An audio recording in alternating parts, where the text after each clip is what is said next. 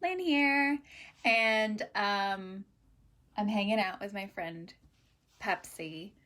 But I was having this chat with a groomer last night, and I wanted to come on and share my thoughts about this with you guys because I was asking a groomer last night about their marketing plan, and they really didn't have any real information. Sorry, I keep getting they really didn't have any plan as a marketing plan, right? Like they were doing a couple things. They had a Facebook page, they had a website. They were, they were begging for referrals. Do you want to come up? Do you want to come sit with me? He's like rubbing against me. Come here, handsome. This is Pepsi. Hello, handsome. This is Pepsi the Berman. Hello. Go on, hop down. And it made me think about how would you be able to tell if your marketing is in fact working, right? Because we want to be making, a plan. Okay, hopefully. If you guys, I see some people joining me. Hi, make sure to say hi in the comments so I can see that I'm not just talking to an empty room. Also, my hair is very bouncy today. Look how fun this is. Bum, bum, bum, bum, bum. But anyway, so I was talking to this other groomer. We were talking about her marketing plan. Amy, hi, I miss you. So we were talking about her marketing plan, and I realized she didn't have one, right? She had things that she was doing that could be considered marketing, but she didn't actually have a plan. So I thought to myself, well, if you don't have a plan, how do you know that this is working or that what you're doing is working, right? So I came up with a couple of things. So the first thing is you obviously have to have a plan for your marketing because we're businesses, right? We need to have a plan for our marketing. And so the first part of that plan is knowing what clients you want to attract, right? What exact clients you want to work with, and not just looking at the benefit for you. Hi, Ingrid. Thanks for popping on. Not just looking at the benefit for you, but who these people are. So we need to figure out who it is that you're trying to reach, right? That's kind of the first step in that. Hi. Sorry, I have, my boarding was super full for Christmas time. And so I'm actually in my guest bedroom because we upgraded a regular boarder to my guest bedroom, which we call the VIP suite. Because I thought more people would cancel and they didn't. So Pepsi is hanging out in my room. Hi. And he rubs against my legs and stuff. Do you want to come say hi? Hi. Hello again. You're so handsome. Look how handsome he is. I love him so much. He's a Berman. Say hi to my toes. Okay. He's all right, enough. Okay. So first thing, have a plan. We need to know exactly who it is that you're going to reach. Okay. Because we have to have a clear goal for this plan. And part of the plan is to know what kind of clients you want, right? Because we don't just want everybody. We don't just want everybody who owns the pet that you groom, whether it's dog grooming or in my case, cat grooming. I don't want just any cat owner. So I need to know who it is. So that's the first step. The second step is to do your research. So you have to research that person that you want, your ideal client, figure out what it is that they want, which means talking to them on the phone, reading articles that they read, going to other stores that they shop at to see what type of advertising attracts them. So what platforms they're on, what messages, what images, things like that. And finally, in order for you to have a plan, you also have to have a budget. So whether it is free advertising or not, you have to have a budget for those things. So even if someone says, I'm not going to spend any money on ads, which is fine, that means you're spending time. So you have to budget your time so you don't get overwhelmed and so you're keeping track of those things. Because if you're saying, okay, well, I'm going to use word of mouth. Well, what does that mean? Does that mean that you're utilizing networking relationships with other pet businesses in your area? And so if that's the case, how much time are you dedicating to maintaining those relationships? Are you purchasing things for them? So are you giving baked goods, treats, that kind of stuff? Are you visiting them on a regular basis? Are you reaching out to them on, some sort of basis? Those are all things that are time. And obviously if you're buying things, well, that needs to go into the budget. So you need to be able to figure out how much time you're spending in addition to any money. Okay, that all has to go into the plan. It can't just be like, oh, I've got a slow day, so I'm going to go do this, because that time could be utilized elsewhere. And, which we'll get to at the end, is this a good use of your time is also the question. So that's the thing about having a plan. We need to know who it's for. We need to research what it is that we're going to be utilizing for this marketing, and we need to have a budget. Okay, the next thing is you have to track how it all works. So that means you have to have a very simple way to track it, whether it's keeping track on a pen and paper, whether it's something you can utilize in your booking program. So for example, if you want to track where you got new clients from, so your marketing plan in this case is new clients coming in the door. So a way to track that is to have a section of your intake form where they say where they heard about you, right? Where they came to you from an appointment. Now in my booking program, I can actually generate reports based on that information. So I can see how many people in a certain time frame came from certain types of, marketing, whatever it is. So that is one way.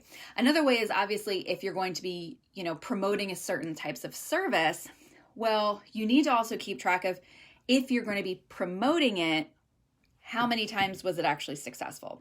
So let's say you're promoting a new spa package. Hi, Sandra. Hi. We're talking about marketing. We're going to get super crazy deep about it. So you need to figure out, like if you're going to do, the gal I was talking to last night, we were talking about spa packages. Okay, so she wanted to add spa packages to her menu of items. And her primary way of promoting is going to be speaking to the clients about it, right? She's going to have a sign in her lobby and she's going to be speaking about it to the clients.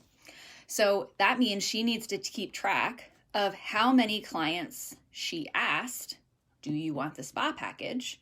And then whether or not they said yes or no. Okay. And then obviously if you have a sign up, that's a separate column because, if you didn't ask, then technically they also saw it. So if you had someone come in and you didn't ask them if they wanted a spa package and they said, oh, I'd like this, ask them where they heard about it. Like, oh, did you see the sign? Did you see it on our Facebook page? Like exactly where? And to make that easier on you, instead of having the same message delivered in multiple ways, choose very carefully where you want that done. So let's say if you're going to have some sort of package that you're promoting on Facebook, then you shouldn't also be having it be promoted on Facebook, having a sign in your lobby, and talking about it, because then you're not going to be able to track where exactly someone got that message from. I have to show you. I told you he's like in my spare bedroom. Hi, Pepsi. I can't with him. I just can't. So we need to figure out, we need to find a good way to track it, because we can't just be throwing spaghetti at the wall and hoping that something sticks, right? That's not a marketing plan. That's a hope and a prayer. We can't do that because we're business people, right? Groomers. We need to be beyond just groomers. We need to be business people too. So we need to have a way to track it, a simple way so that you can actually do it. And make sure to give yourself a bit of time. Don't just say, okay, I'm only going to track it for like this week, because that probably isn't giving you enough time to really track results. I would say at least 4 weeks, preferably not. I tend to do things on a quarterly basis and say, okay, like here's the quarter. And Vanessa, yes, he is so cute. I love him. He's so silly. You're just rolling around. He's so funny. I was worried about doing this video in here because he's usually very, very chatty, and I was worried he was going to like, bah, bah, bah, bah, bah, bah. But he seems to be relaxed now that I'm like hanging out with him. So, so you got to give it a little bit of time. And that's also where the budget comes in, is that making sure that your budget can, be appropriate for that period of time so that you can track, right? So you can figure out what's going on. Finally, the last step is to analyze what it is that you just did, because it doesn't, hi Kelsey, hi, Look how bouncy my hair is. Sorry. It's very bouncy today. You have to analyze your marketing plan. Like there isn't, oh gosh, that just looked crazy. You have to, like there isn't a way around it. Nice smack, I know. Because if you don't analyze your efforts, then how will you know where your time and money went, right? It's just like having a budget where you're keeping track of your money. You also need to keep track of your time.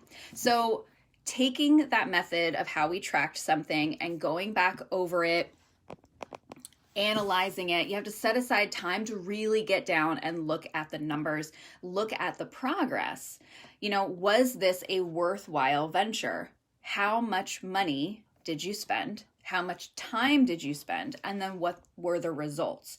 And you can even take it further, because once you get in the habit of tracking, you can even start tracking even kind of deeper, right? You can start tracking certain breeds. Did you get certain breeds a certain way? Did you get clients who want a regular schedule a certain way? Did you get matted cats in a certain, whatever. I'm a cat groomer, so obviously, and that's what I'm going to talk about.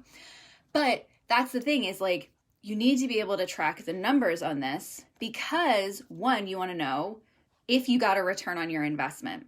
So let's say that you spent $200 in 3 months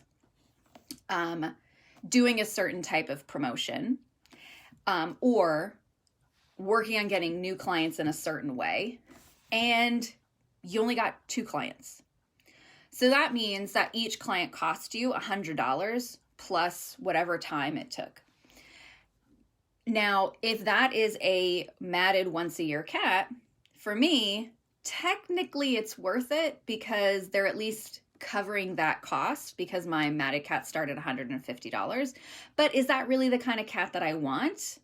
Probably not. So instead, if I say, okay, I netted one cat, one client for $100, it was like $100 per client, then what I would also say is that the client I really want? So if it's a client who says, I'm going to come, I'm coming in every 4 to 6 weeks for a bath and nail caps, and it's a really nice cat, well, then obviously that $100 was 100% worth it because over the course of a year, I'm going to way make my money back. Plus now I have a long-term invested client. Sorry, cat hair. I have a long-term invested client, which is what I want. Now, it might be something much smaller. You might say, okay, I'm going to do, $200 and you get 50 clients. So obviously that would be a great return on investment. But again, is this the kind of client that you want? 1, what is the initial return on investment? 2, what is the long-term return on investment? So you have to be analyzing those things also. So we go back into that, say, 3-month period. How much money did I spend? How much time did I spend? And what were the results for me? Because here's the thing that a lot of people don't consider. So one, if you've gotten through all of this, right, we made a plan. We're going to track it. We're going to analyze it. You know what comes next? Repeating it. So once you know when something works, you know you can invest more time or more money into that avenue, and you know it's going to work. Now, that's why I kind of said give it some time, right? Give it like 3 months so you can really get a good idea of if this is a successful, or at least are you getting any leads from it? Are you getting any clients from it? Is it the type of thing that you ask every client, if they're going to do the spa package? Like we're going back to the spa package. So are we going to ask every single client that comes in the door? And if we ask every single client that comes in and in the 3 months, 10% did the upgraded package, is it worth it to keep doing it?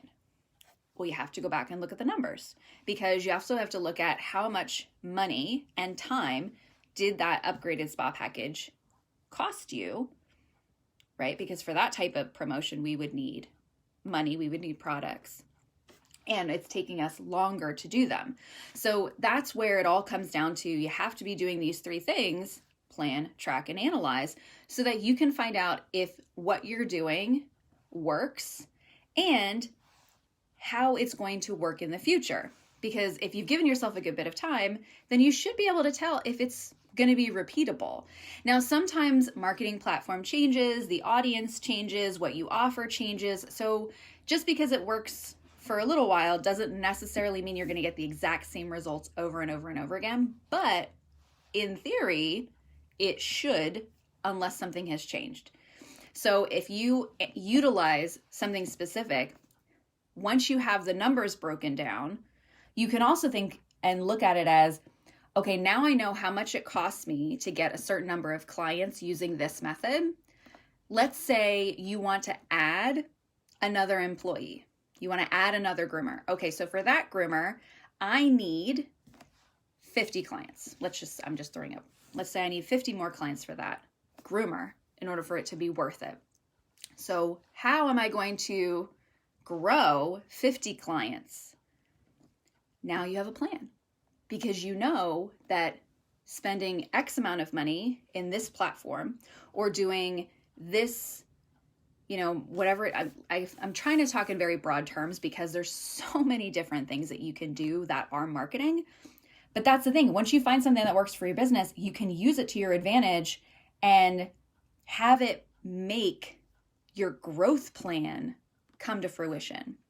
So just saying, okay, I want to add another groomer, but you have no real repeatable, trackable plan, you're kind of just going to be holding the buck, right? You're just going to be like, oh, well, hopefully more people call, but you haven't done anything to increase those phone calls. At least now you have a way that works. And so then you can use it the opposite. Isn't it fun? And I'm not even really a spreadsheets person, to be totally fair, but I think this kind of thing is really neat. Like, this is the kind of math I really like. So anyway, that was my tip for you today on this topic. And if you're watching, I actually am going to be launching a marketing program soon. And I have already been in touch with a few people about it, but I'm really excited about it. And we're going to go super deep into topics like this so that you can really be a marketing master, right? Because that's what we need to be when we work by ourselves or when we're the head honcho. You have to wear a lot of hats. And if you want to have a successful business, unless someone is out there just handing you clients, well, guess what? You need to be better at marketing. So that's what I want to help you with. And so Pepsi and I are going to go snuggle on the bed. Pepsi. Pepsi. Hi. Say bye, Pepsi. Say bye. We'll see you guys later. And if you have any questions, feel free to pop them in the comments, and I will talk to you all soon.